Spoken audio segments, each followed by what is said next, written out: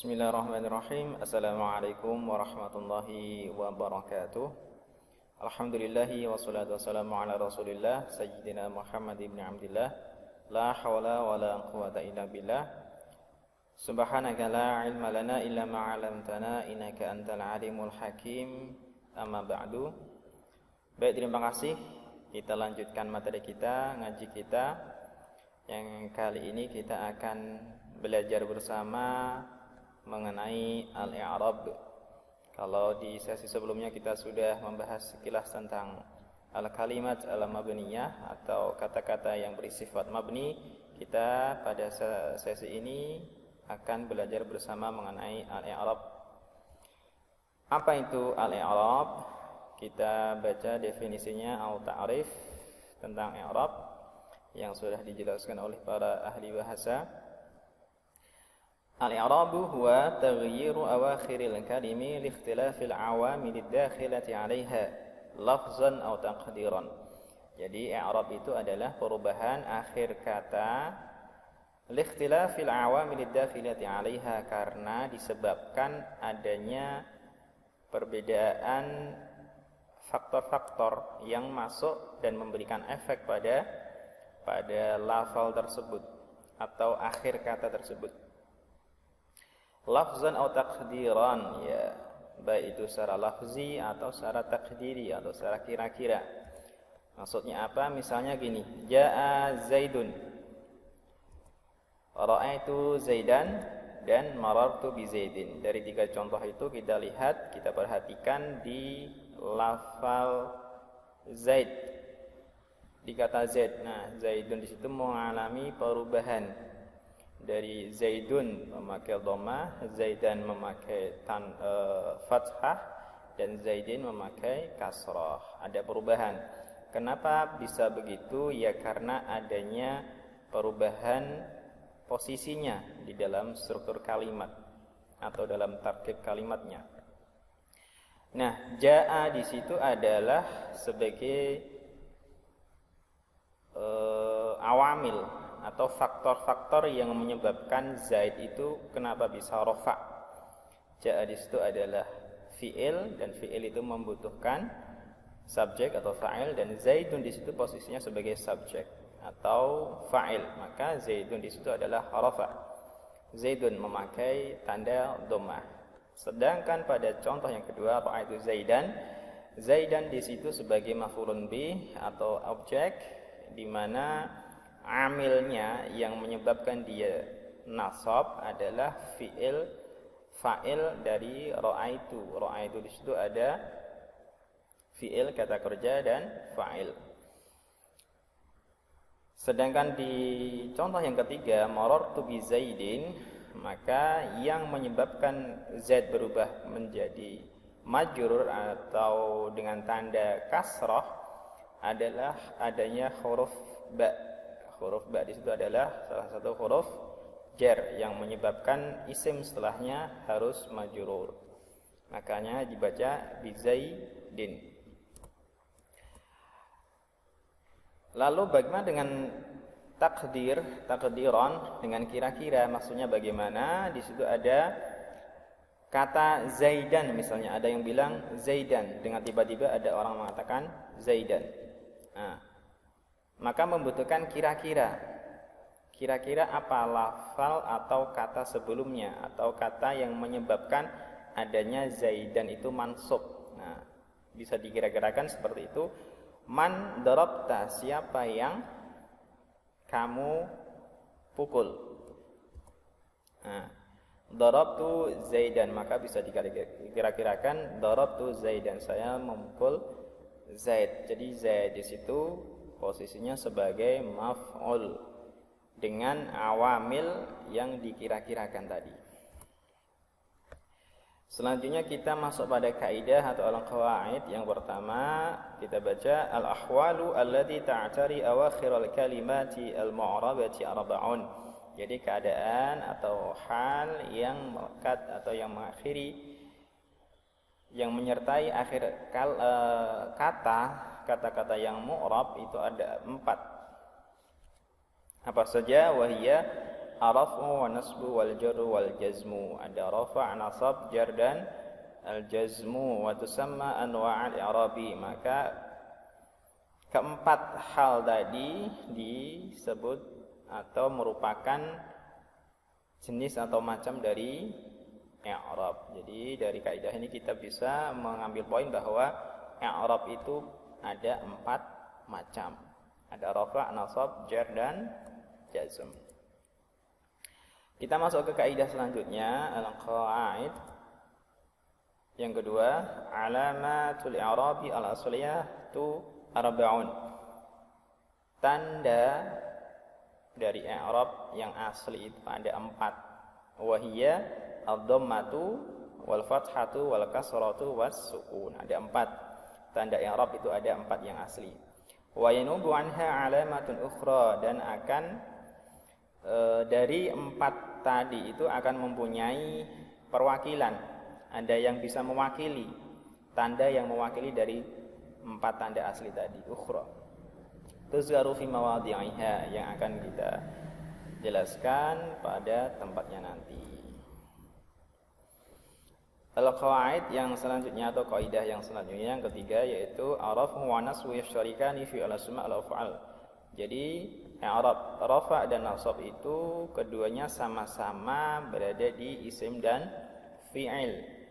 Wal jaru yakhtassu bil asma', sedangkan jar i'rab jar itu khusus di isim saja, kama yakhtassul jazmu bil af'al, sebagaimana i'rab jazm itu khusus untuk fi'il saja.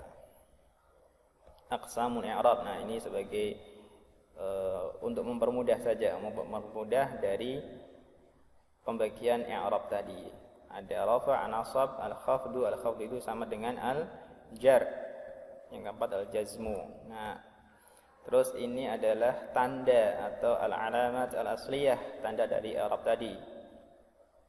Rafa' tandanya dhammah, nasab tandanya fathah, al-khafdu awil jarru tandanya itu kasrah, sedangkan al-jazmu tandanya sukun. Lil asma'i arafu wa nasbu wal khafdu. Jadi khusus untuk isim itu i'rabnya itu ada 3. Bisa rafa, bisa nasab, dan bisa khaf atau jar. Misalnya jaa zaidun, ra'aitu zaidan, marartu bi zaidin. Nah, zaid itu adalah isim, kata atau nama seseorang. Zaidun, zaidan, zaidin, bisa rafa, bisa nasab, bisa jar, tergantung dengan awamil ad-dakhilah 'alaiha, tergantung faktor-faktor yang membuat dia itu bisa rafa atau nasab atau jar atau khaf. Selanjutnya alil af'ali arafu wan nasbu wal jazmu. Sedangkan fi'il itu bisa rafa, bisa nasab, dan bisa jazm. Misalnya adribu zaidan, lan adriba zaidan, lam adrib zaidan. Perhatikan fi'ilnya, yaitu adribu, adriba, adrib. Nah, di situ adalah fi'il mudhari'. Yang pertama rafa', adribu. Kenapa rafa'? Karena tidak ada faktor yang membuat dia harus jazm atau nasab. Nah, makanya adribu dibaca adribu zaidan. Selanjutnya lan adriba zaidan berubah menjadi nasab adriba. Kenapa? Karena ada lan sebelumnya.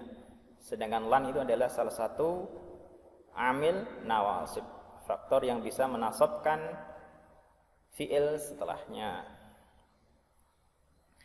Yang terakhir al-jazmu, lam adrib zaidan. Adrib di situ jazm dengan tanda sukun karena ada faktor sebelumnya yaitu lam. Lam adalah salah satu amil atau faktor yang bisa menjazmkan, membuat fi'il itu menjadi jazm. Judulul i'rab. Nah, di sini ada tabel yang mudah-mudahan bisa mempermudah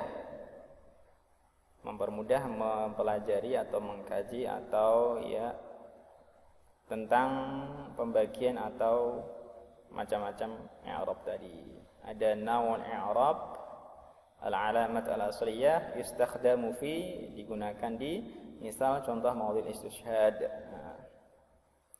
Misalnya ada raf'u, nawal i'rab itu ada 4, ar-raf'u wan nasbu wal jarru wal jazmu. Rafa', nasab, jar dan jazm. Alamat asliyah tandanya apa? Tanda dari i'rab tadi, alamat aslinya apa? Ada rafa' menjadi dhammah, nasab al-fathah, al-jar al-kasrah, al-jazmu as-sukun.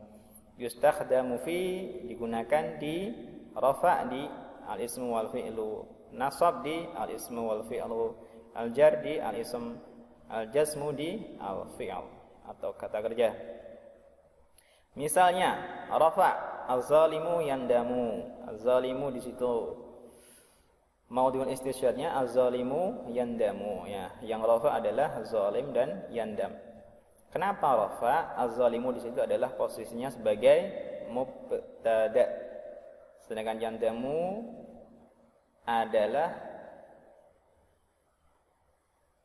fi'il mudhari', meskipun di situ posisinya sebagai, dalam konteks kalimatnya sebagai khobar, tapi dia bentuknya adalah fi'il mudhari'. Nah, fi'il mudhari' karena tidak ada amil yang nawasib dan jawazim yang bisa menasab dan menjazmkan, maka yandamu merupakan fi'il mudhari' yang rafa'. Selanjutnya ada i'rab nasab, contohnya innal mutakabbira la yufliha. Yang nasab di al-mutakabbira la yufliha. Al-mutakabbira nasab merupakan isim yang didahului dengan inna, innal mutakabbira. Sedangkan yufliha adalah fi'il mudhari' yang didahului dengan lan. Sedangkan lan adalah salah satu faktor atau amil yang bisa menasabkan. Selanjutnya ada al-jar. Salamtu ala Muhammadin. Salamtu ala Muhammadin. Nah, di situ ada kata Muhammadin yang dibaca jar karena didahului dengan huruf jar yaitu ala.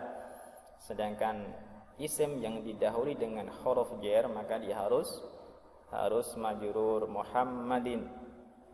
Yang terakhir al-jazmu, jazm. Lam yalid wa lam yulad. Nah, itu keliru itu. Lam yalid wa lam yulad.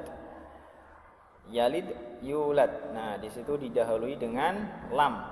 Fi'il mudhari' yang didahului dengan lam atau faktor amil yang menjazmkan, maka dia harus jazm.